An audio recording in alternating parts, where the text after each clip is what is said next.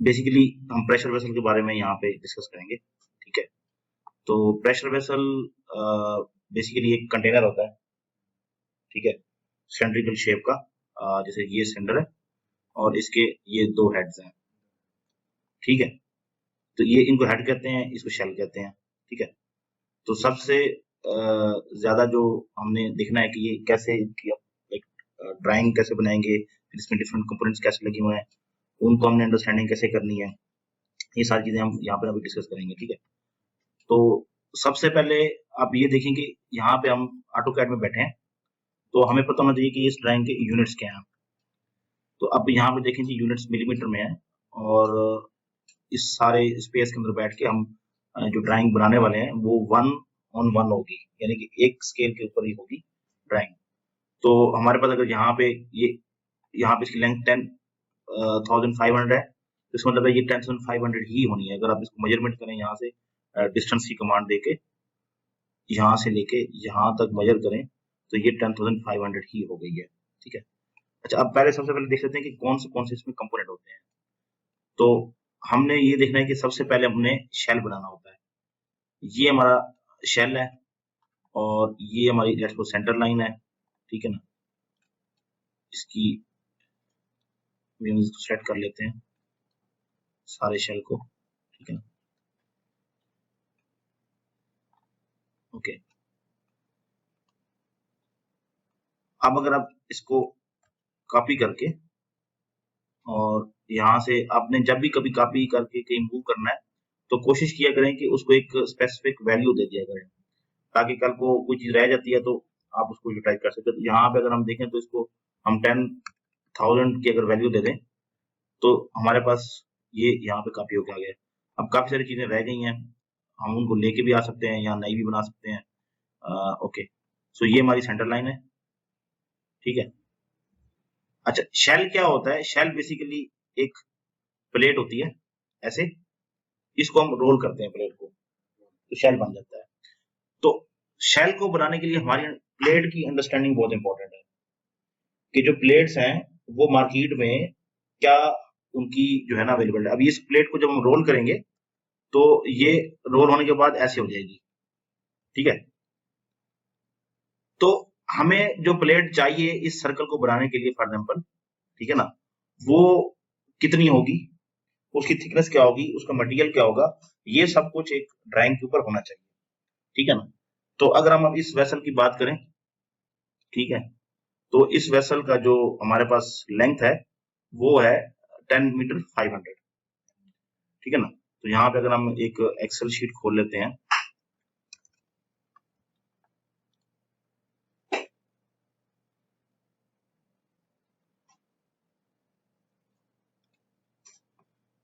तो यहाँ पे डायामीटर हम लिख लेते हैं, जो कि इंटरनल डायामीटर होगा हमारे पास, ठीक है। और एक हम इसकी थिकनेस लिख लेते हैं, और एक हम इसकी लेंथ लिख लेते हैं। तो लेंथ तो हमें पता है कि वो 10,500 है, डायामीटर कितना है वो हमें कैलकुलेशन की रिपोर्ट में मौजूद होगा, लेकिन यहाँ पे हम देख लेते हैं, वो है यहाँ पे है जी 2798 और 12 mm थिकनेस है। तो यहाँ पे ये 12 mm इसकी थिकनेस है और 2798 इज द इंटरनल डायामीटर। अब सबसे पहले तो हमने ये डिसाइड करना है कि हमने कितनी प्लेटें चाहिए, यहाँ से लेके ये फॉर एग्जाम्पल एक प्लेट है और ये हमारी टोटल प्लेट है यहाँ तक। तो अब ये अगर हम बात करें यहाँ से लेके यहाँ तक की, तो ये ऑलमोस्ट कुछ 9 मीटर बन रहा है। तो 9 मीटर, ओके, मुझे लगता है कि ये इसको 9 मीटर ले लेते हैं, ठीक है। अच्छा, अब 9 मीटर की प्लेट तो हमारे पास मार्केट में अवेलेबल नहीं है। तो मार्केट में जो प्लेटें अवेलेबल होती हैं वो आइदर 2 मीटर होती हैं या 2.5 मीटर होती हैं या फिर 3 मीटर होती हैं। तो इस केस में हम अगर सपोज करते हैं कि हमारे पास 3 मीटर की प्लेट है, तो फिर हमें क्या मतलब क्या है कि यहाँ पे हमें 3 पीसेस में ये शेल बनाना पड़ेगा, ठीक है।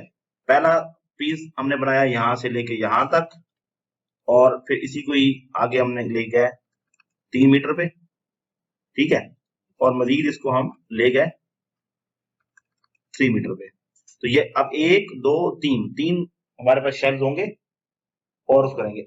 ये तो हो गई विड्थ की बात। अब लंबी कितनी प्लेट चाहिए वो कैसे पता चलेगा हमें? आप अगर देखें, ये इसी की हम अगर बात करें, यहाँ पे एक हम सर्कल लगाते हैं, ये सर्कल आ गया, तो लंबाई उतनी होगी कि यहां से स्टार्ट करें प्लेट को, रोल करते जाएं करते जाएं करते जाएं करते जाएं और यहाँ एंड पे वापस आ जाए, तो वो उसकी क्या होगी, लंबाई होगी प्लेट की। अब इसको हम कहते हैं पेरीमीटर, ठीक है ना। तो पेरीमीटर का जो फार्मूला होता है, अगर हम वैसे यहाँ पे इसकी जो है ना प्रॉपर्टी देखें, ठीक है ना, तो उसके अंदर भी यहाँ पे हमें इसका पेरीमीटर मालूम हो जाएगा। ये सर्कमफ्रेंस आ गया इतना, ठीक है ना। तो हम यहाँ पे आते हैं, इसका फार्मूला लिख लेते हैं, रोलिंग लेंथ, ठीक है ना। अब रोलिंग लेंथ आ जाएगी हमारे पास equal to pi multiply by D. अब डी अगर हम लेट्स को ये इंटरनल डायमीटर ले लेते हैं तो भी सही नहीं है बात, क्योंकि हमें चाहिए मीन रेडियस। जब हम उसकी रोलिंग निकालते हैं तो ना हम इंटरनल को देते हैं ना एक्सटर्नल को देते हैं। तो मीन रेडियस क्या होगा, half of the thickness added on one side, half of thickness added on the other side. That mean एक थिकनेस हमने आईडी में ऐड करनी है। तो यहाँ पे अगर हम आते हैं, इसको यहाँ पे ब्रैकेट स्टार्ट कर लें, प्लस यहाँ पे इसको कर लें, तो ये अब आपके पास 8627 आ गया। अब रोलिंग मशीन की कोई अलाउंस होगा या कटिंग शटिंग का कोई अलाउंस होगा, वो शॉप टू शॉप वेरी करता है, मशीन टू मशीन करता है। तो लेट्स सपोज वो हम 50 mm यहाँ पे ले लेते हैं। इसका मतलब है कि दिस प्लस दिस, हमारे पास जो टोटल रोलिंग लेंथ आ गई वो 8877 आ गई, या 8875 राउंड ऑफ कर लें, ठीक है।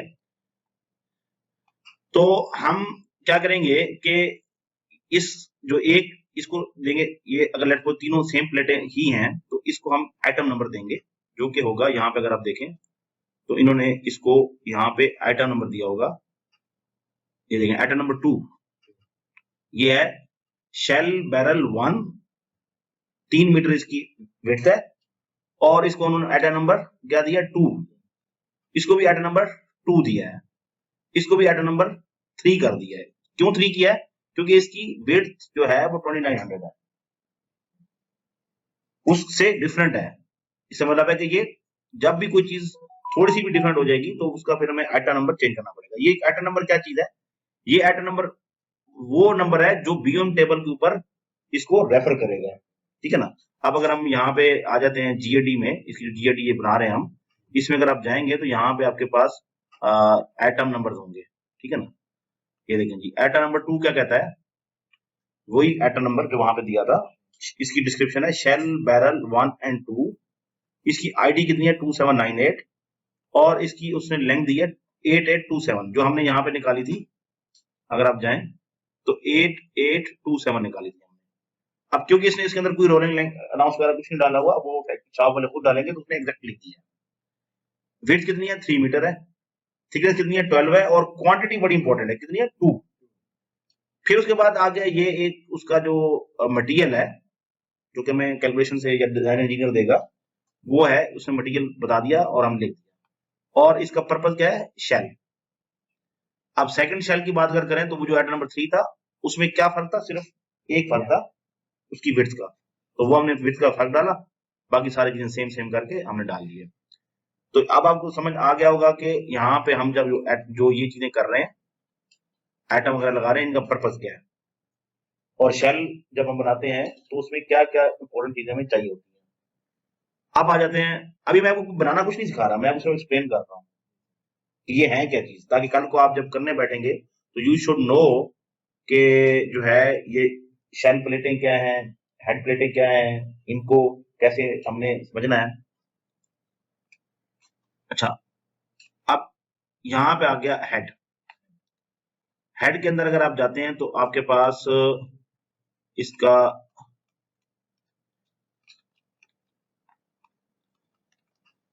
ये जो है ना, ये एलिप्टिकल हेड है। हाँ, ये है क्या है, ये एलिप्टिकल हेड है। अब एलिप्टिकल हेड क्या होता है, वो हेड की डिफरेंट टाइप्स होती हैं, और हम यहाँ पे अभी सिर्फ अपने आप को इस तक महदूद रखेंगे। इसको मैं अभी यहाँ पे ट्रिम कर देता हूँ सारी चीजें, ताकि थोड़ी सी क्लैरिटी हो जाए। ओके जी, ये है हमारे पास इलिप्टिकल हेड। अब जो हेड होता है उसके लिए क्या क्या इन्फॉर्मेशन इंपॉर्टेंट है। सबसे पहले तो ये इसका यहां से देखें स्ट्रेट हो रहा है, ये थोड़ा सा इसको कहते हैं स्ट्रेट फेस। ये नॉर्मली 50 mm होता है। ये इसकी वेल्ड लाइन है, सीम लाइन है, जो कि इसके साथ वेल्ड होगी, इस प्लेट इस लाइन के ऊपर रख के वेल्ड करेंगे, तो इसको वेल्ड लाइन बोलते हैं। ये एक इमेजिनरी लाइन है, this is not the actual line, लेकिन जब हम देखते हैं साइड से खड़े होकर किसी भी वेसल को, तो ये वाली लाइन हमें नजर आती है बनते हुए, फिजिकली बनते हुए नजर आती है। यहां से वेसल हेड जो है ना मतलब टर्न करना शुरू करता है, और इसको हम कहते हैं टैन लाइन, ठीक है ना।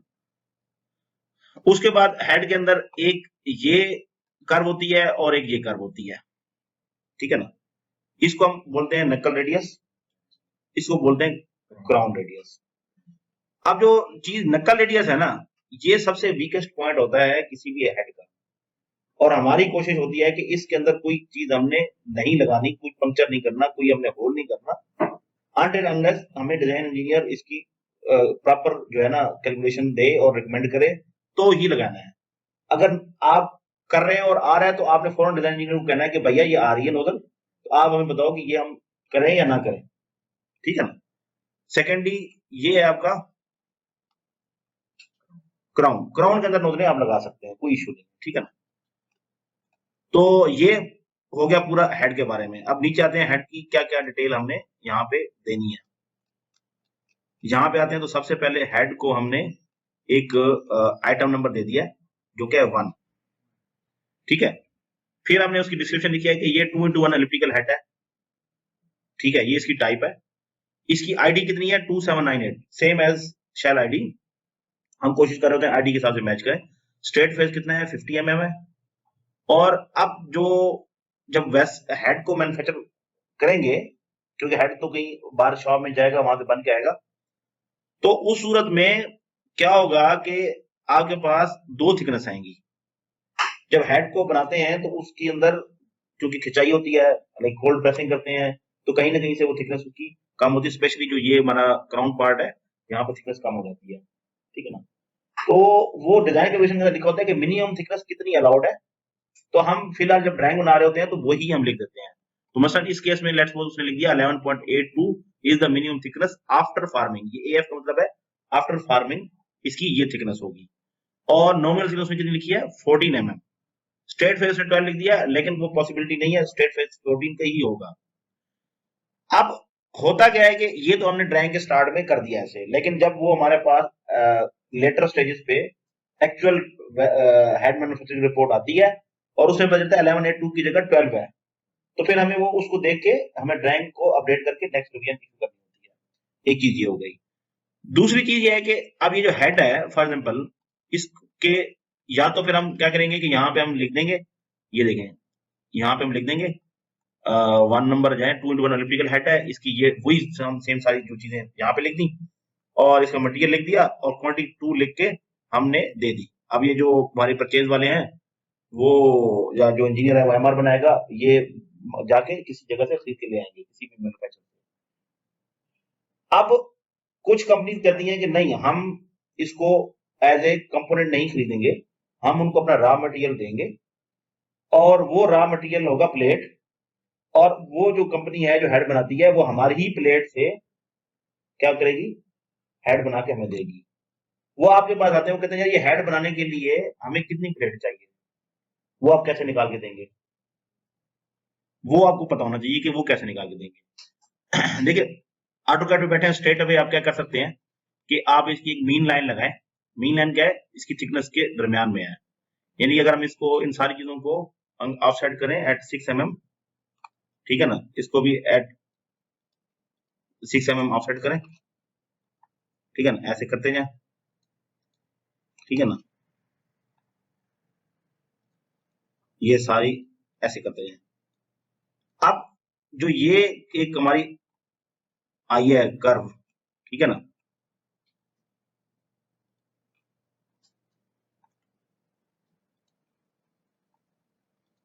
ओके, ये सारी जो कर्व आई है, इसको जब सीधा करेंगे ना, तो हमारे पास प्लेट की लेंथ आ जाएगी या प्लेट का क्या आएगा, रेडियस आएगा। ठीक है ना।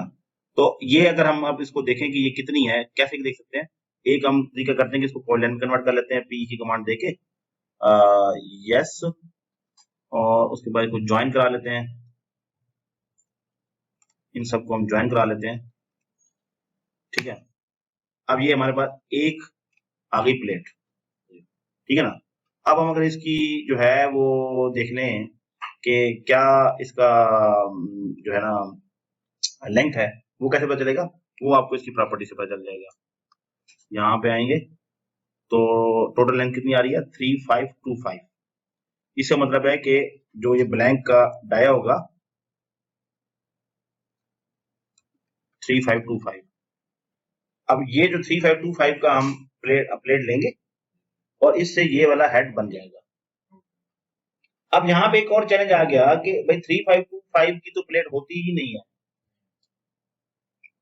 4 मीटर की तो प्लेट नहीं होती, 3 की होती है, तो जो ऊपर वाला 500 है ये कहां से आएगा। तो उसके लिए अब आपको क्या करना पड़ेगा कि इसमें एक आपको यहाँ पे वेल्ड सीम इंट्रोड्यूस करानी पड़ेगी। ठीक है ना, जो कि यहाँ पे नहीं है इसमें लगाई हुई, लेकिन प्रैक्टिकली क्या करना पड़ेगा आपको, यहाँ पे आके एक प्लेट लेनी पड़ेगी। लेट्स सपोज वो है उसकी विड्थ है 3 मीटर और हम 6 मीटर की प्लेट ले लेते हैं और इसको हम कलर चेंज कर लेते हैं। फॉर एग्जाम्पल इसके मैं मैच भी करा लेता हूँ। ठीक है ना।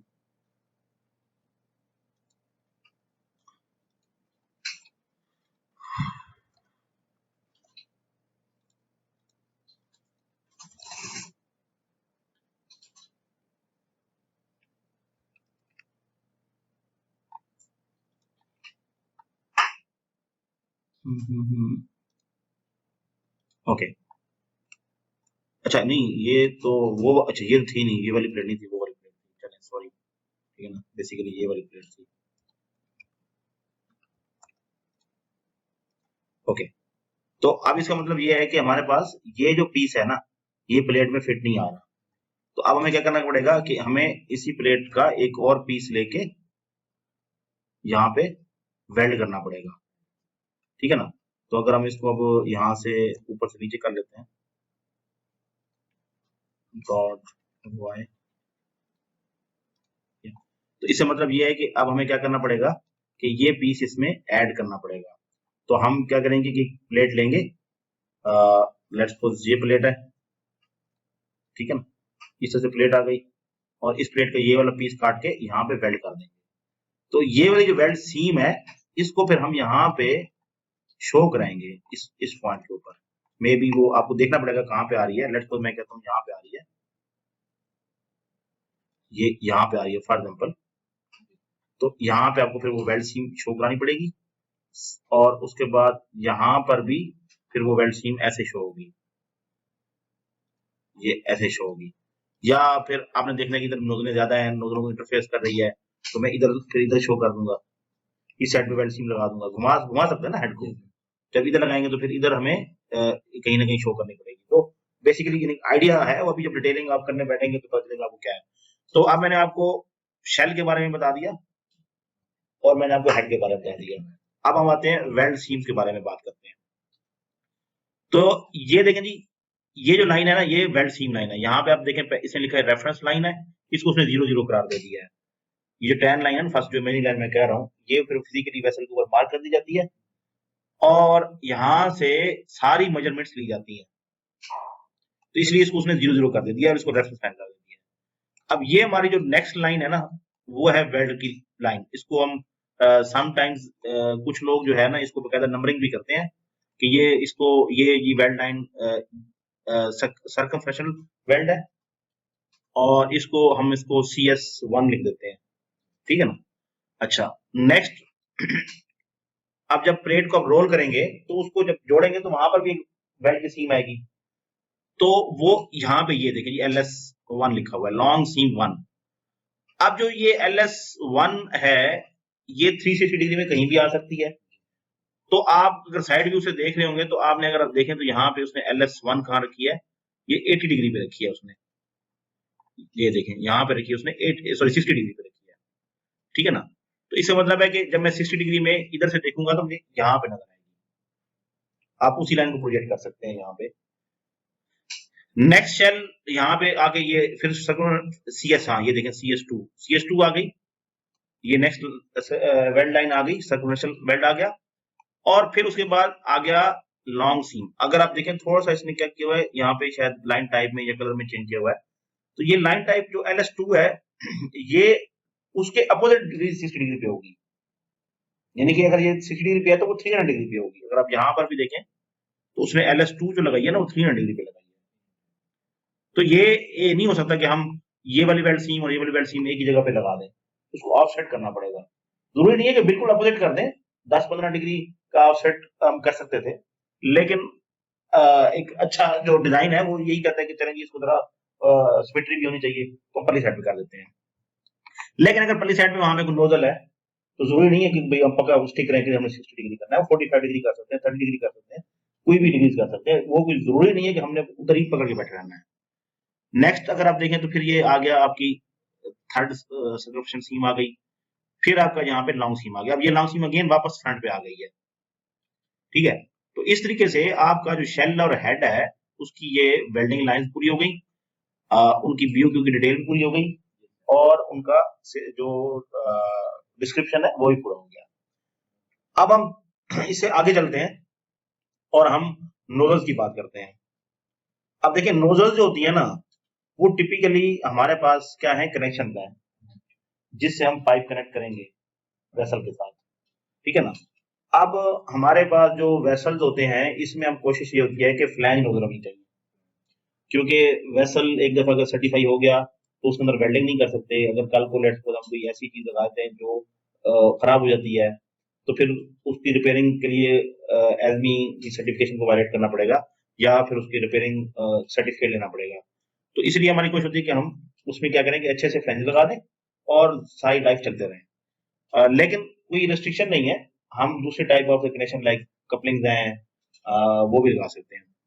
अच्छा, अब जो लेट्स सपोज अभी हम फ्लैंज नोजल्स की ही बात करेंगे, तो फ्लैंज नोजल्स जो है ना वो टिपिकली क्या है, एक तो ये बिल्डअप टाइप नोजल्स होती हैं।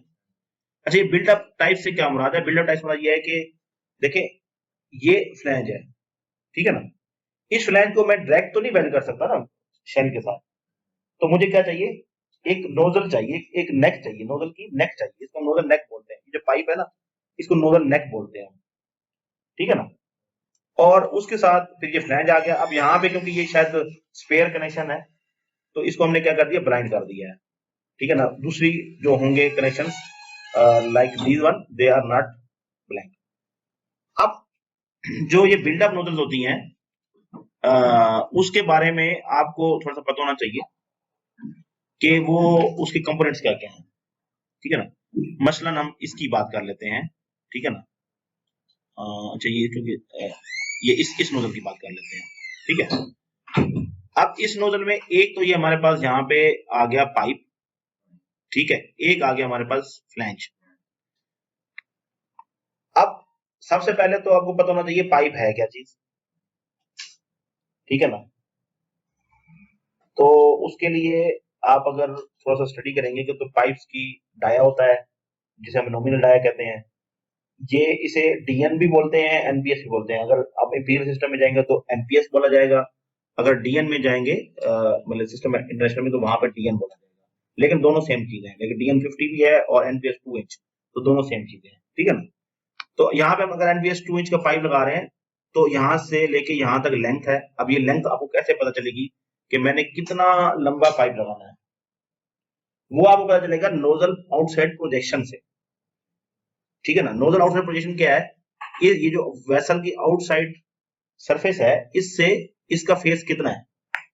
टिपिकली आप अगर इसकी हम इस वाले ही वेसल की बात कर लें, ठीक है ना,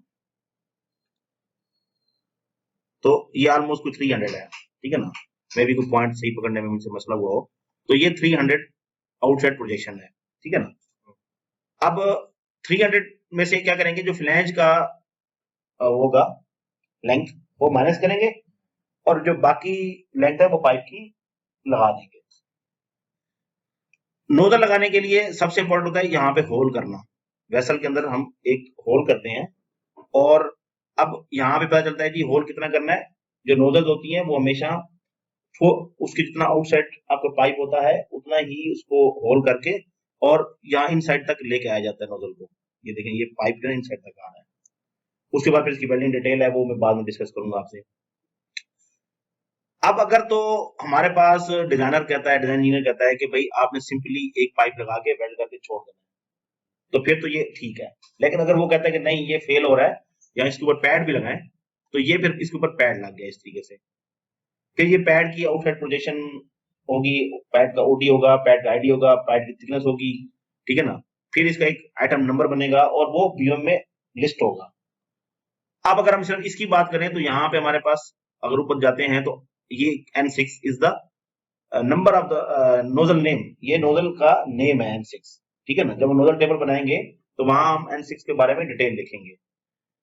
800 is the distance from the reference point. देखिए मैं कभी भी कोई चीज को लोकेट करने के लिए डिस्टेंस उसके कोऑर्डिनेट्स चाहिए। तो ये पहला कोऑर्डिनेट हमें मिल गया उसका 800 डिस्टेंस। अभी भी ये एक साइड पे फिक्स हुआ है, अभी बाकी इसके डिग्री ऑफ फ्रीडम है वो हमने इसको मालूम करना है, वो देख लेते हैं। इसके अंदर दो आइटम लग रहे हैं 7 और 8। 7 is one of them will be pipe and one of them will be flange.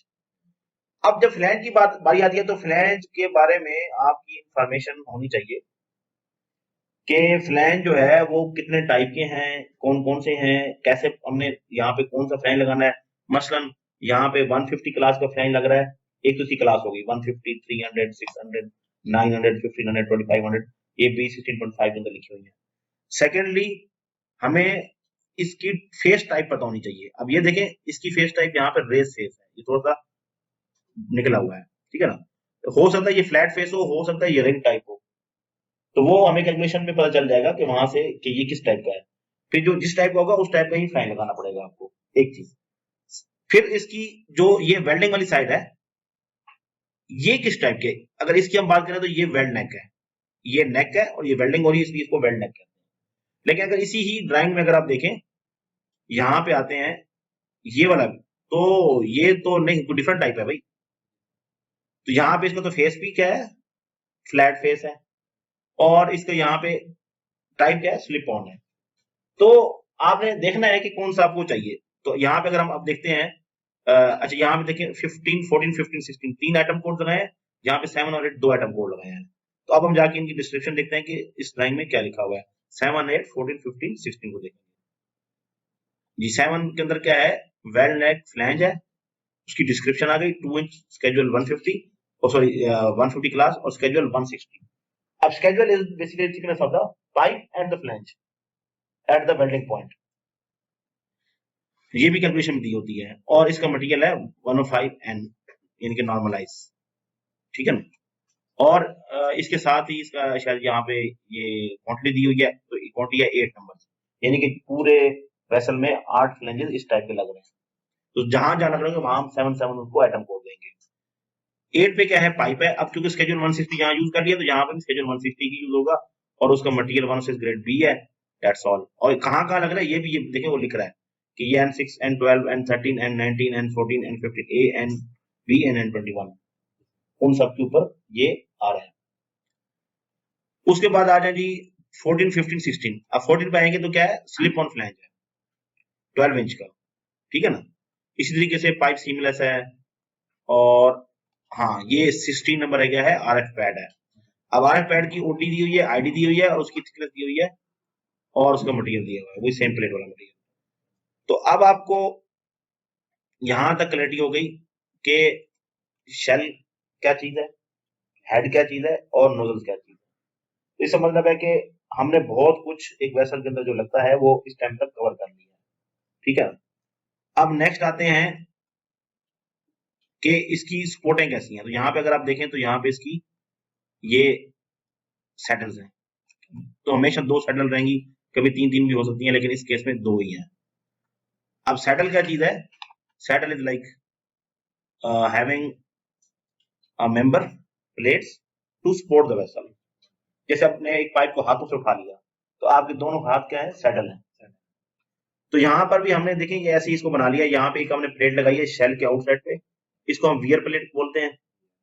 और देखिए इन सबके एटम कोड जहाँ पे लगे होंगे, यहाँ लगे होंगे तो ये कहीं और जाके लगे होंगे, जहाँ पे इसकी डिटेल रंग बनाएंगे वहां पे हम दे देंगे इसको। इसको वियर प्लेट बोलते हैं जो इसके साथ वेल्ड है। ये जो नीचे है इसको बेस प्लेट बोलते हैं। और फिर इसकी जो ये है ये रिब्स हैं, ठीक है ना, कोई सेंटर रिब्स होगी, कोई आउटर रिब्स होगी, कोई मिडल रिब्स होगी, लेकिन ये रिब्स है। तो इसको अगर साइड से देखें तो ये आपकी बेस प्लेट है, ये आपकी रिब्स है, ठीक है ना। और ये दरमियान वाली प्लेट को वहां नजर नहीं आ रही थी, ये वेब प्लेट है। ये बेसिकली वेब प्लेट आपकी इस शेप की होगी, यहाँ से स्टार्ट होगी ऐसे जाएगी और ऐसे आगे ये ऐसे आएगी, इसको वेब प्लेट बोलते हैं। तो ये दरमियान में इसकी वेब प्लेट है। ये कभी इधर भी समटाइम लोग इधर भी लगा देते हैं और ये इधर लगा देते हैं एक साइड पे, और कभी ये सेंटर में लगाते हैं। और यहाँ पे आपको ये नजर आ रहा है, ये जो है ना ये वियर प्लेट है, और ये बाकी जो है ना आपकी ये वही जो रिब्स है। ओके, इसमें यहाँ पे जो एजेस हैं वो सारे हम क्या करते हैं, राउंड कर देते होते हैं। तो यहाँ तक अगर आपको कोई क्वेश्चन है तो बताएं। ओके, चले तो अभी इतना अंडरस्टैंडिंग काफी है। हम फिर नेक्स्ट कोई भी सेशन बिठा के उसमें बाकी चीजें जो है ना जो छोटी मोटी डिटेल्स हैं, ये कैलकुलेशन में आएगा सारा कुछ। ये जो कैलकुलेशन होती हैं उनके अंदर ये सारी चीजें आएंगी। चलें, तो ये तो इतनी अंडरस्टैंडिंग क्लियर हो गई है आपकी। तो now let's practice this one, और उसके बाद